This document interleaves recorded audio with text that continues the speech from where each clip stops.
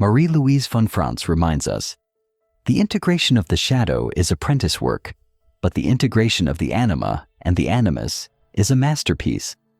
Imagine this. You're in a relationship that seems perfect. At first, everything flows. Chemistry, instant connection. But over time, something changes. That person you idealized starts showing sides that don't match the image you had created.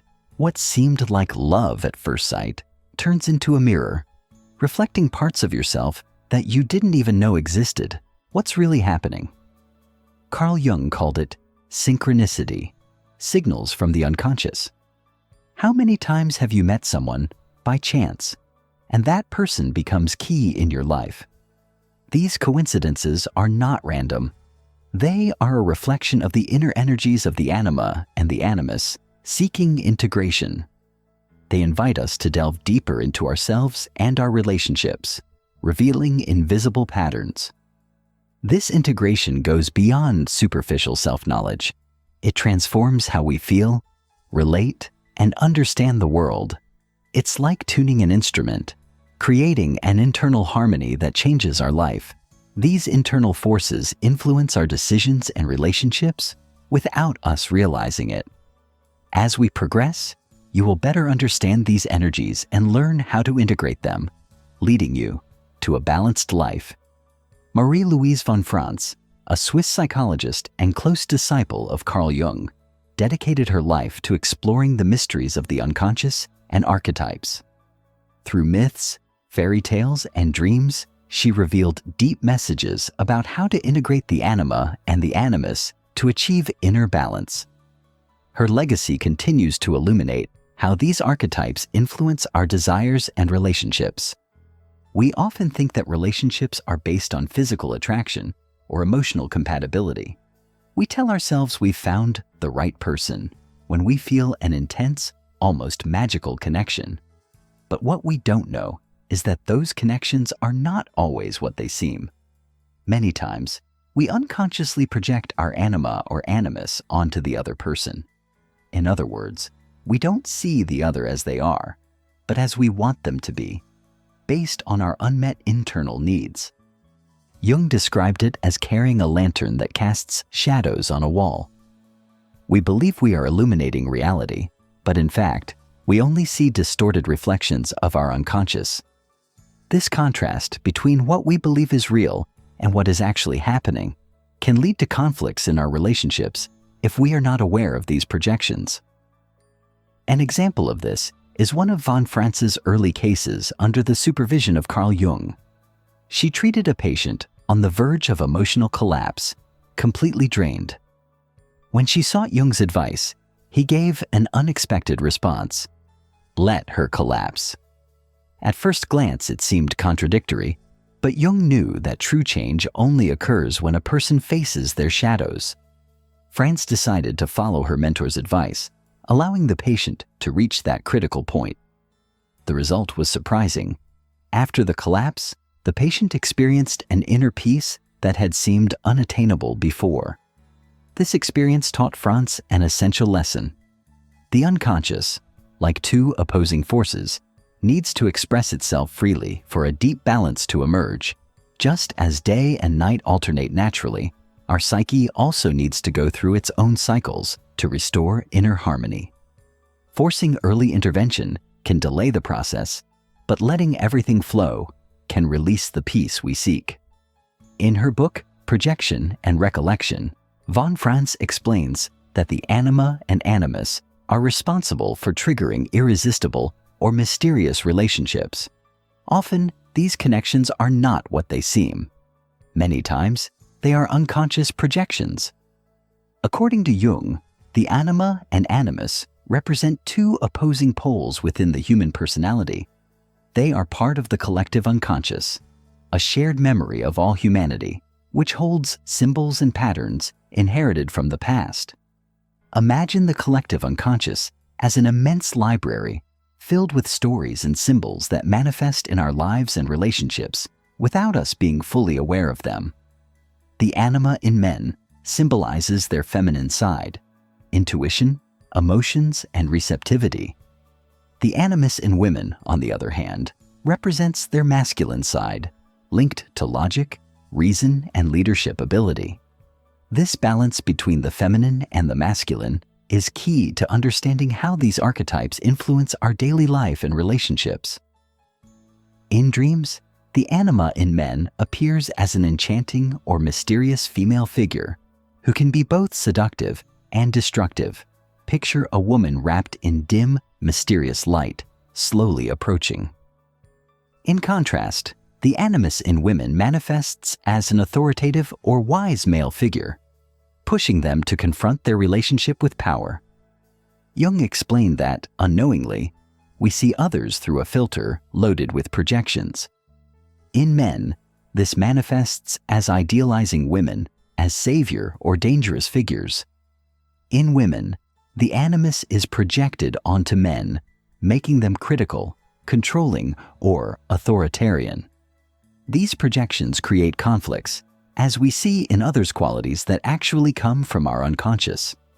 In this state, our relationships become confusing and complicated because we are not dealing with people as they are, but with our own expectations and fears reflected in them.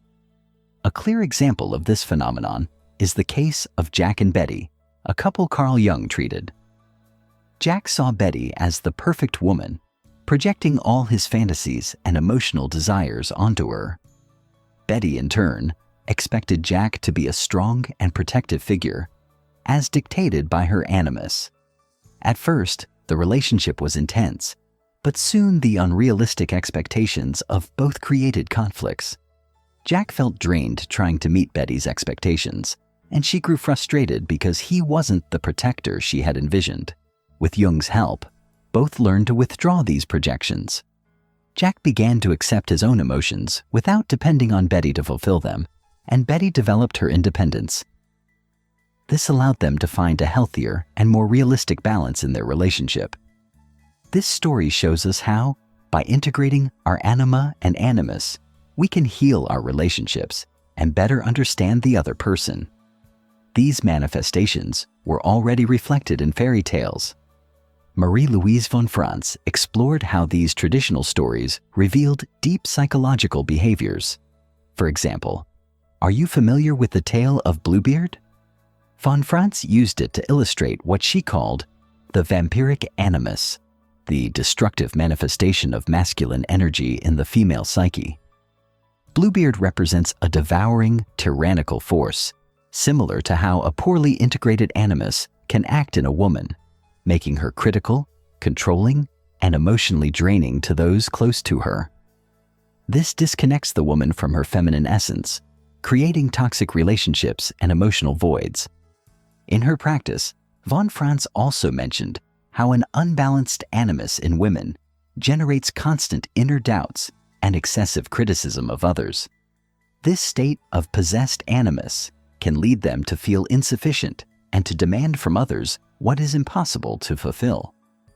Just as in the tale of Bluebeard, this destructive internal force prevents connection with the true self, keeping them in a cycle of frustration and emotional disconnection.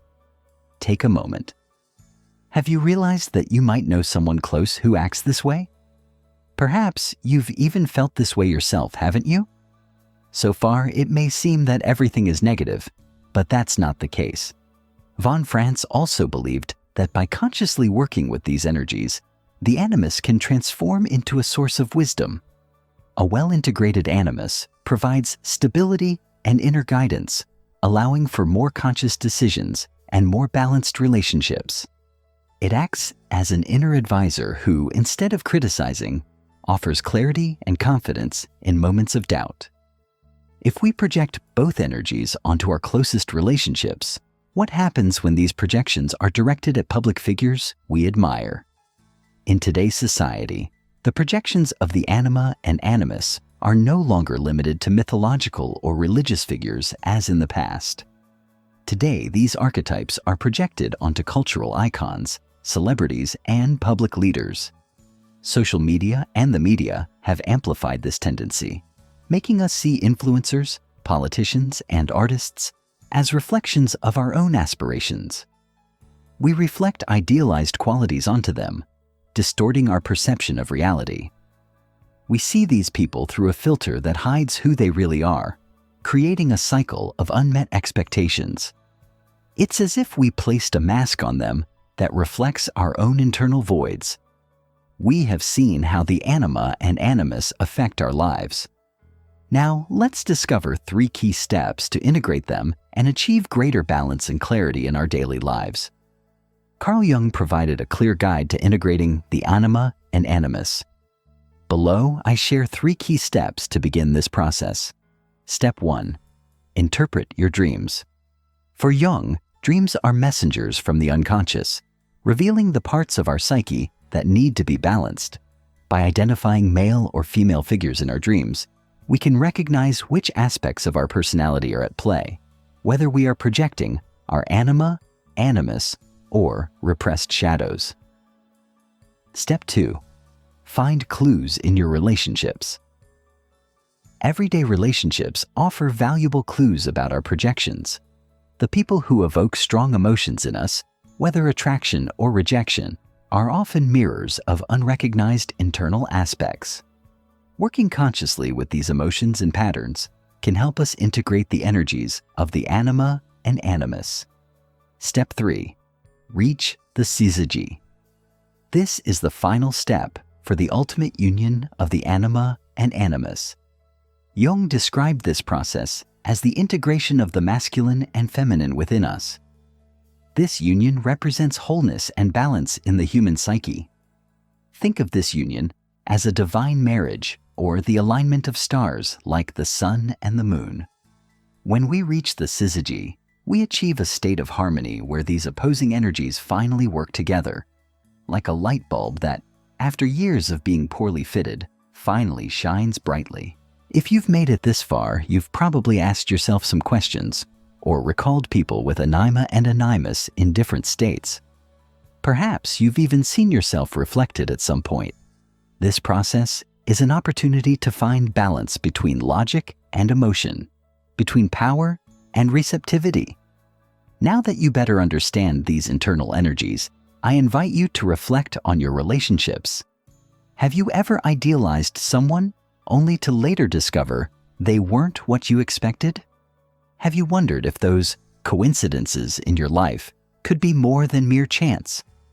This is the perfect moment to begin exploring how to integrate your anima and animus, not just to heal your relationships, but to find an inner balance that transforms your life.